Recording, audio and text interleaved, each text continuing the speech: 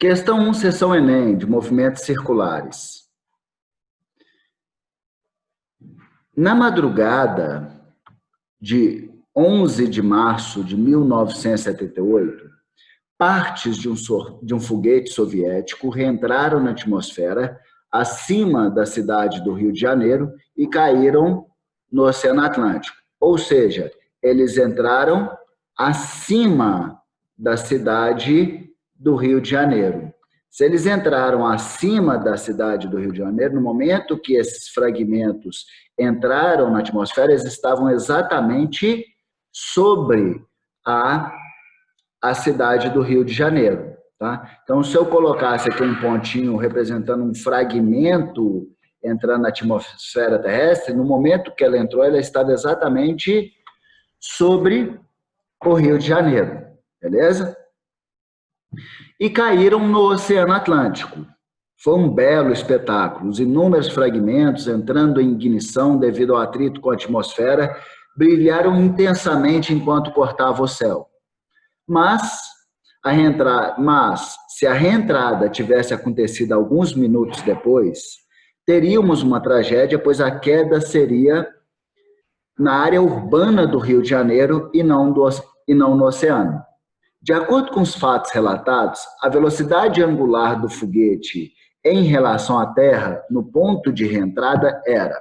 Então, olha só, ele está querendo saber qual era a velocidade angular do fragmento do foguete que entrou em relação à Terra. Se ele tinha o mesmo sentido de rotação da Terra, que a Terra era horário, se ele entrou também nesse sentido horário de rotação, e se essa velocidade angular era maior, menor ou igual da Terra.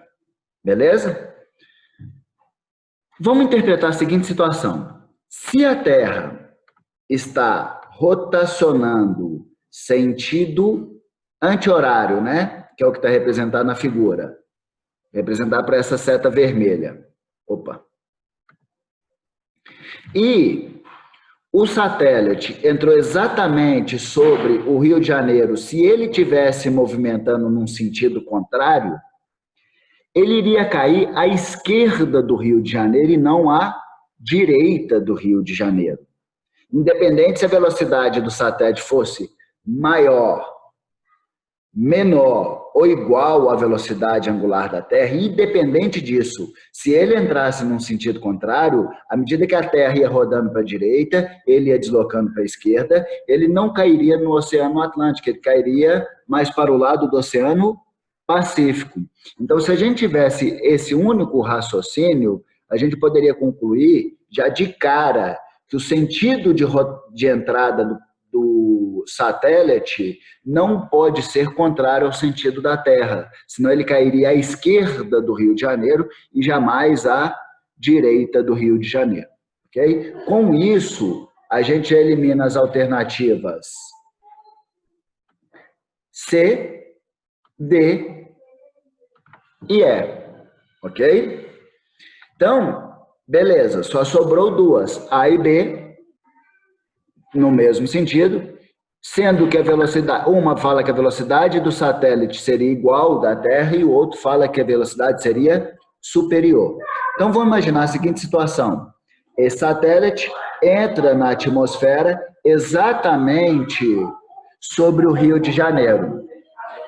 Se ele tiver a mesma velocidade angular, quer dizer que a variação de graus ao longo do centro da Terra que esse satélite vai fazer é exatamente a mesma variação que a própria superfície da Terra vai fazer. Se ele estivesse na mesma velocidade angular, nós falamos que ele está em condição geoestacionária em relação à superfície da Terra.